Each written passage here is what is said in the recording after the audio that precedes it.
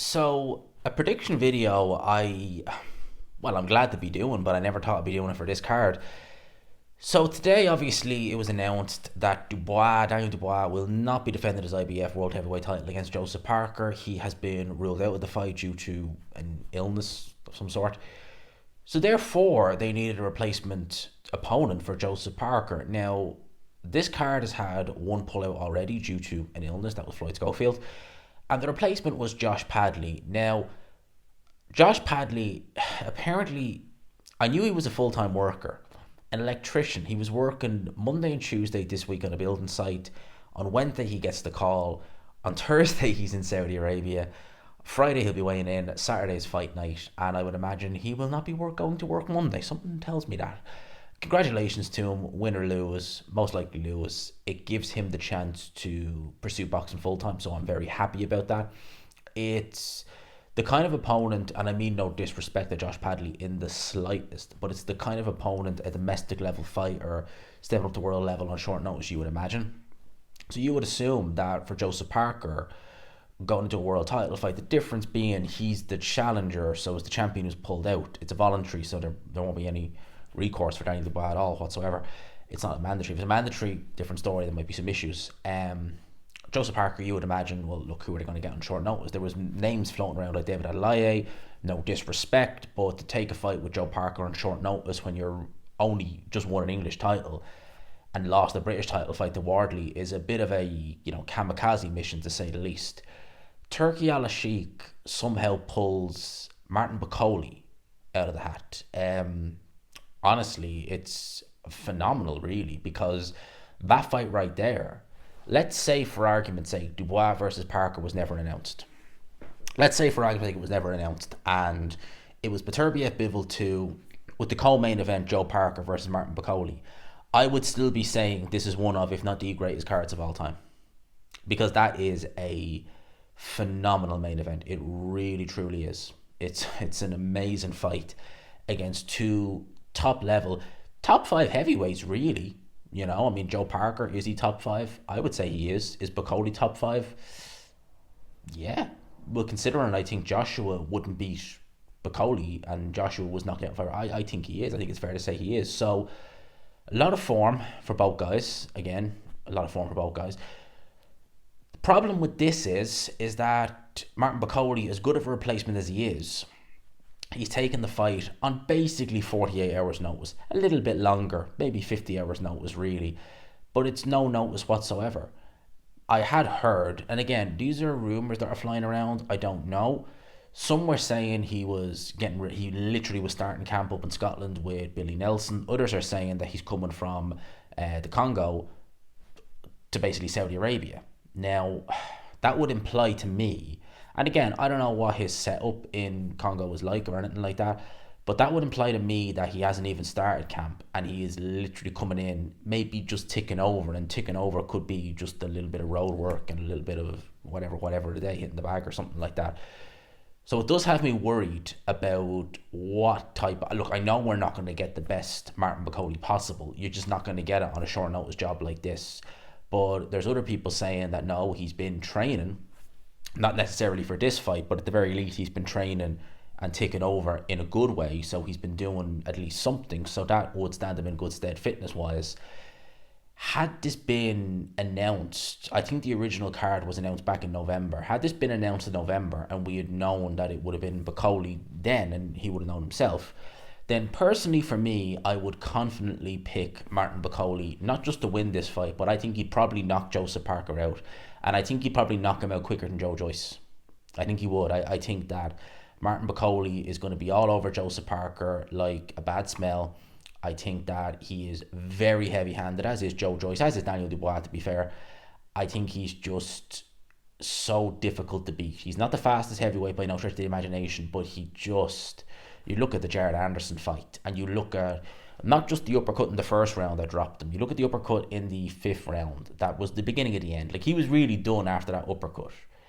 The power, a bit like Zhilei Zhang, it looks innocuous, but the power he was able to generate. I mean, if you go and actually look at that uppercut he landed on Jared Anderson, the power he was able to generate, the guy's head just swung right back.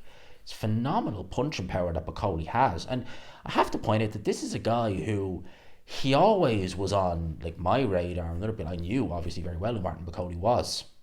But up until really he fought Tony Yoka, he'd just been kind of, there. Yeah, there was nothing jumping out at you about him. And going into the Tony Yoka fight, I actually fancied Tony Yoka for that because, again, he fought Sergei Kuzman. And he didn't look amazing in that. He didn't look good at all in that fight. And I thought, well, look, I would imagine Yoka's better than Kuzman. So, if you're struggling with him, how are you going to fare against Yoka? Well, geez, since then, he's just been on the tear. He's looked literally, no one's unbeatable, but he's looked fairly unstoppable with who he's been fighting. He's been going through them. He's been going through them all. So he's on a good run of form. But, again, that's a Martin Bakole who has adequate preparation of full camp. He's got 48 hours notice for this fight. I'm sorry, but I can't pick someone coming into this fight on 48 hours, even if I think stylistically he has the beat in the Joseph Parker, and I do stylistically, but again, that's someone going into a camp with full preparation. I'll give you a few examples. The 286 Project, who has a YouTube channel as well, he does a lot of interviews on there, very, very good channel, mind you. He said to me in a recent live stream I did, the one I did about this fight actually, that the last time he can remember a top heavyweight like Bakole coming in on short notice was when Lennox Lewis meant to fight Kirk Johnson and Vitaly Klitschko ended up stepping in because Kirk Johnson pulled out. If I'm not mistaken, I think Klitschko was meant to fight on the undercard. So yeah, he came in on short notice. Vitaly was training for someone shorter than him, and he ended up fighting someone shorter than him. Lennox Lewis was shorter than Vitaly Klitschko. Vitaly was 6'7", Lennox was 6'5", shorter. But he was still on the undercard, so he was still in training. He was getting ready to fight on the undercard. Another example is, a most recent example, not in the heavyweight division, Sebastian Fundora upsetting Tim Tszyu last year. That was last March. Now, Fundora, I forget who he was meant to fight, but he was meant to fight on the undercard. He was meant to fight on the undercard of Tim Tszyu. Tim Tszyu was meant to fight Keith Thurman. Now, I want to put this into context. Keith Thurman is a 147 pounder, or at the time was a career 147 pounder. He hadn't fought in 2 years. He's 5'7", and he was stepping up to fight Tim Tszyu. All right, Tim Tszyu was about the same height, maybe a little bit taller, but thereabouts. Now Keith Thurman pulled out, and Fundora stepped up. He went from facing a 5'7", 147 pounder to a 6'5", 6'6", 154 pounder with Fundora.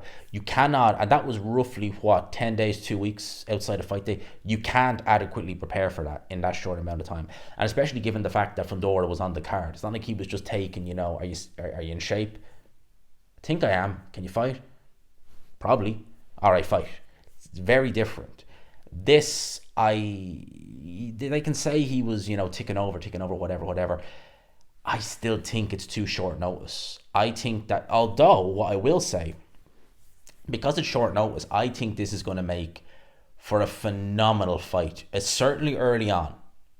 Early on, Bakole is going to come at Joseph Parker like an absolute bat out of hell. He is going to come at him like a man possessed. Because this is for an interim WBO title, it will be contested over 12 rounds. I don't think he can go 12 rounds, quite frankly. And he probably knows that. He is going to come out and chuck everything but the kitchen sink at Joseph Parker. If he can get rid of Joseph Parker in the first 4 rounds, I would be very surprised. If he can't, Joe Parker's winning this fight for me. Probably on points. I don't think he'll stop. He might, but I don't think he'll stop Martin Bakole. My pick for this fight is Joseph Parker to win this fight. Maybe late stoppage, or at the very least, he's going to win it on points. Probably an 8-4 type affair. Wouldn't surprise me if Bakole sweeps the first couple of rounds just by being the busier and more active of the two. But yeah, I'd say after 4 or 5 rounds, the gas tank is going to go. And that's going to be it. He's just going to coast the rest of the fight.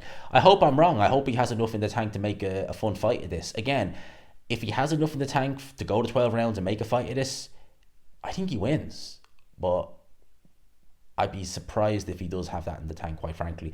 So my pick for this fight Joe Parker win this fight on points. With Bakole, it's a no-brainer. Big payday, probably going to get 7 figures. You lose, you can just say, look, I fought him on 48 hours notice. What do you expect? And come again.